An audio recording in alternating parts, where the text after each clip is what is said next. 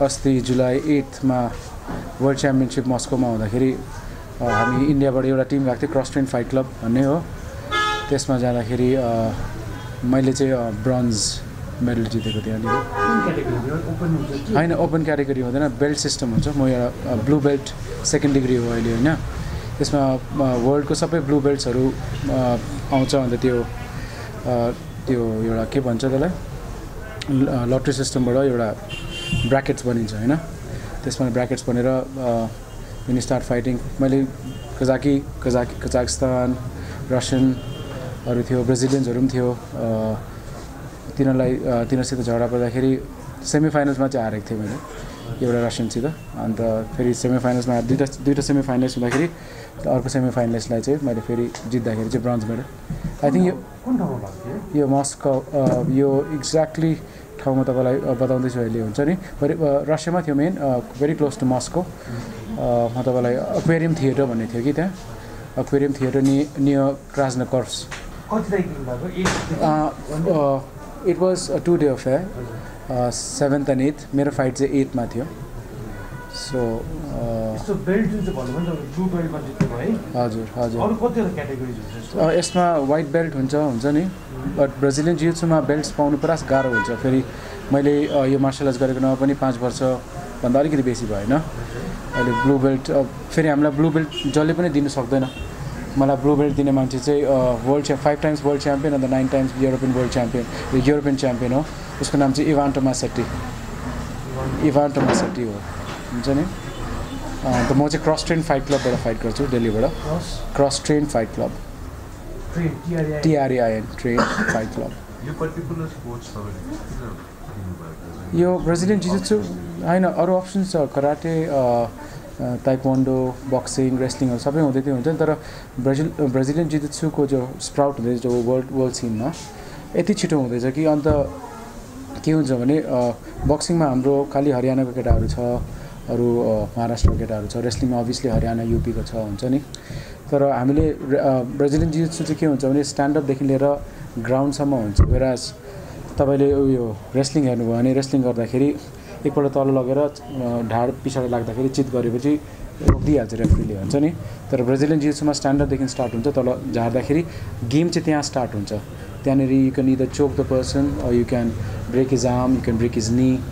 It's not a brutal sport, तर point क्याटेगोरिजहरू जस्तो हुन्छ नि। त्यही मैले चुज गर्दाखेरि चाहिँ मैले रेस्लिङ गर्दा बक्सिङ गर्दा मुआई थाई गर्दाखेरि ब्राजिलियन जिउ-जित्सु पनि गर्दाखेरि त्यसमै मन पनि लाग्नु थाल्यो हुन्छ नि। Plus it is very intellectual in terms of it's not a very brute sport. तपाईँलाई भन्नु पऱ्यो भने इट्स नट ब्रुटल एज कि पक्रेर लडाउनै पर्ने भन्ने हुन्छ नि। It's like chess but with your body. So you need to have a lot of intellect. त्यसले गर्दाखेरि मेन्टल सिमुलेसन पुरा हुन्छ नि। मेन्टल सिमुलेसन हुँदाखेरि then you start learning the nuances of Brazilian jiu jitsu. गर्दा के भयो भने राम्रो हुँदै गयो। फेरि 2014-15देखि 2015मा जोनल जिते हुन्छ नि। 2015मा नेसनल च्याम्पियन भए। 2016मा फेरि national champion plus south Asian champion पनि जिते हुन्छ नि। त्यसपछि अब एसियन च्याम्पियन जितेपछि अब वर्ल्ड च्याम्पियनसिप जाने। तर वर्ल्ड च्याम्पियनसिप भन्ने बित्तिकै पुरा ठुलो कुरा हुन्छ नि। कोही पनि इन्डियाबाट गएको छैन अहिलेसम्म इन्डियालाई रिप्रेजेन्ट गर्नु। स्पेसली इन्डियालाई मात्रै होइन, मेरो काम चाहिँ दार्जिलिङलाई पनि रिप्रेजेन्ट गर्नु थियो हुन्छ नि। आफ्नो पाहाडलाई पनि रिप्रेजेन्ट गर्नु थियो। त्यो गर्दाखेरि 2 वर्ष जस्तो टाइम लाग्यो अलिकति प्रिपेयर गर्नु। तर गएर त्यहाँ गएर चाहिँ जित्दाखेरि चाहिँ उयो हुँदो रहेछ। आई मिन हाम्रो केटाहरूले पनि गर्नु सक्छ भने म यहाँ प्रेस कन्फरेन्स गर्नु यो भन्नुको लागि आएको होइन कि मैले जितेँ भन्ने हुन्छ नि। तर किन I want to show the people that things are possible. हामी पाहाडको मान्छेहरू पनि बसेर अलिअलि सिक्यो भने, अलिकति गाइडेन्स पायो भने, स्पेसली हाम्रो केटाकेटीहरू पुरा एथलेटिक हुन्छ यहाँ हुन्छ नि। मैले चाहिँ त्यही भन्नु मात्रै आएको कि मैले गर्नु सक्यो भने तिमीहरू पनि गर्न सक्छ भनेर हुन्छ नि। That's the main idea of this press conference मेरो साथ। इन्डियामा अहिले UFC तपाईँले हेर्नुभयो भने it is the fastest growing sport in the world, more than football अहिले हुन्छ नि। हाम्रो इन्डियामा पनि SFL पनि छ हो, SFL छ। त्यो अरू सानो क्लब्सहरू हुँदैछ। तर इन्डियामा यति छिटो बढ्दैछ कि यो पनि मिक्स मार्सल आर्ट्स। अन्त मिक्स मार्सल आर्ट्समा के हुन्छ भने you are mixing more than 1 martial art हुन्छ नि। You could either be using boxing, wrestling, Muay Thai, jiu-jitsu नभए कुनै पनि 2-3वटा मार्सल आर्ट्स जोइन गर्दा मिक्स मार्सल आर्ट हुन्छ।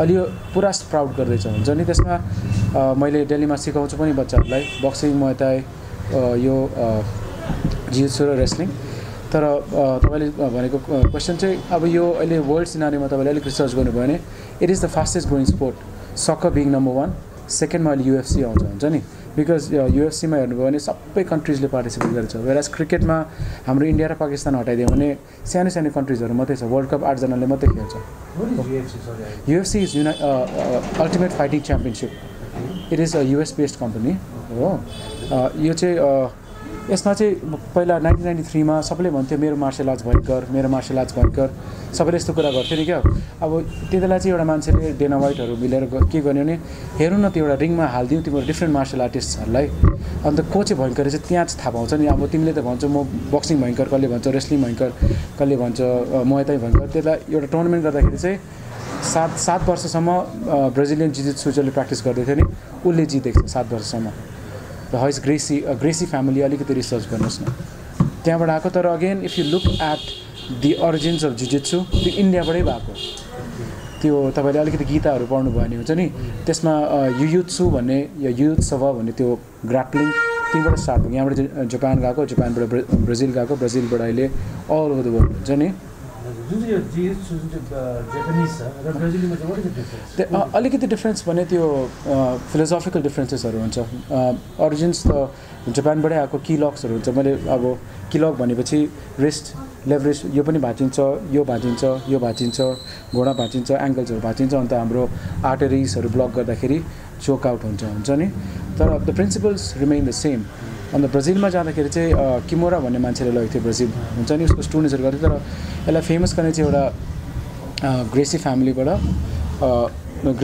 एउटा सानो मान्छेले स्टार्ट गरेको so this martial art was basically started by a smaller person on how to control the larger opponent हुन्छ नि त्यहाँबाट चाहिँ अहिले चाहिँ तपाईँले अलिकति रिसर्च गर्नुभयो भने Brazilian jiu jitsu is all over the place युएसमा it is one of the biggest sport युरोपमा it's one of the biggest sports even तपाईँले रसियामा जानु पनि it's one of the biggest sports एसियामा पनि पुरा ठुलो छ सबसे ठुलो आइबिजेजेएफ टुर्नामेन्ट्सहरू भन्छ एडिसिसीहरू भन्छ इभन युएमा अनि इन्डियामा पनि पुरा आउँदैछ तर इन्डियामा प्र्याक्टिस गर्नेहरू पुरा कम्ती मान्छे छ त्यसमा एउटा म पनि हो हुन्छ नि जस्तै त इन्डियामा यो फेडरेसन एसोसिएसन के छ एक दुईवटा फेडरेसन्सहरू छ ब्राजिलियन जिजित्सु फेडरेसन्सहरू छ एउटा आइमाहरू भन्ने छ हुन्छ नि तर इन्डियामा चाहिँ तर अनेस्टली तपाईँलाई भन्यो भने एउटा secular body secular in the sense एउटा अनबायस्ड बडी पनि चाहिएको छ हुन्छ नि बिकज ट्यालेन्टहरू पुरै छ तर पनि राम्ररी च्यानलाइज गर्न सकेको छैन योपालि हाम्रो ब्राजिलियन जिजित्सु टिम एसियन गेम्समा पनि जान सकेन बिकज अलिकति पोलिटिक्स भएर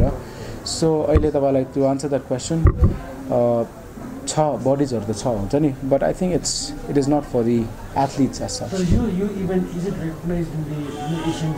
yes it is एसियन गेम्समा फर्स्ट टाइम भएको थियो ओलम्पिकमा भएको छैन हुन्छ नि ओलम्पिक्समा अहिले भएको छैन but I think it will come because it's a very new sport हुन्छ नि ओलम्पिक्समा भएको छैन तर एसियन गेम्समा आइसक्यो यही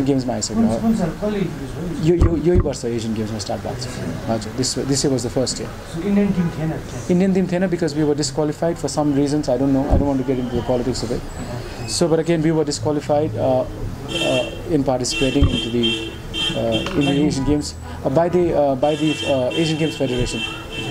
Yeah.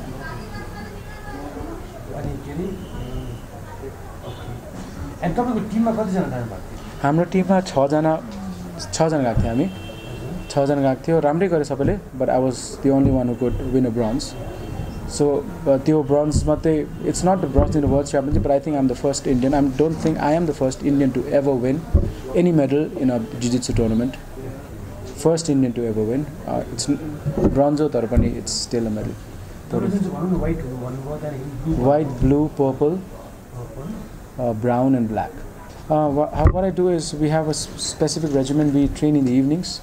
I mean the coaches and all. Yeah, India ma cha भने एउटा purple belt छ हुन्छ नि I train on a purple belt. His name is Siddharth Singh. तर अहिले हामी we are at a stage where black belts are coming in from abroad.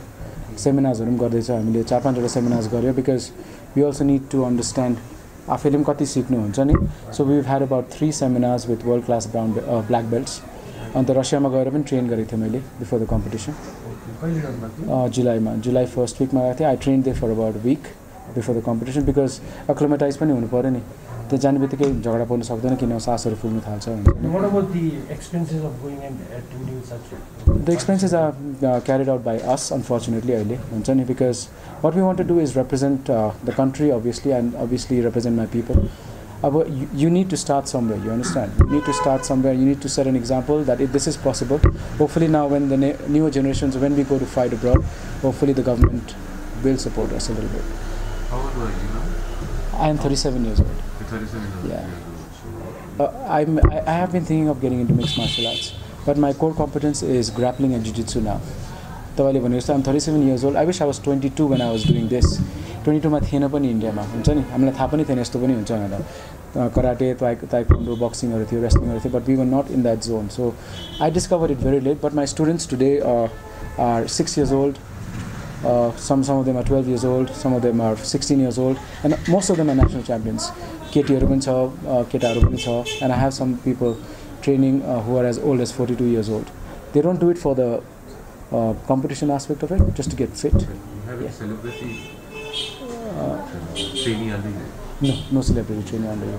No such celebrity. But I have people from the embassies. Yes, celebrity trainees. Celebrity trainees in terms of Bollywood ma chaina huncha ni. Bollywood ma they are just still moving about trying to. Tapaile ek duara movies haru hereko hola हैन. त्यसमा they've tried to show mixed martial arts like any other martial arts where Salman Khan is beating up people. It's not that easy. It's तपाईले हेर्नुहुन्छ होला UFC October 6th you see UFC 239 आउँदैछ हुन्छ नि. It's not an easy sport to be. My friends over here who've done this will tell you it's not an easy sport to be. छुएर मात्रै हुँदैन. In karate मा hack गरेर छुयो भने you get points. Over there they are. It is a very violent sport हुन्छ नि, but again it tests your limit as an athlete. So for me it is the ultimate showcase of athletic power, that octagon हुन्छ नि, or any kind of octagon or the kind of match that we fight on. So yes, this is a small achievement when it comes to myself, but again I think it's a big achievement when I'll hopefully be able to inspire a lot of people from my place here and other people to think, okay, this is a viable option. Darjeeling Judge Bazaar. And professionally, what do you do? Professionally, I have my own marketing company. I'm a CEO of my company. So I was Delhi बसेको 22 वर्ष भएन. So I worked with Times of India for 6 years. Then I was with India Today for 3 years as the executive editor. Then I became the chief editor of Planman Media. त्यसपछि आफ्नो company marketing, sports management and marketing company खोलेको 7 वर्ष भयो. So I am the CEO of that company.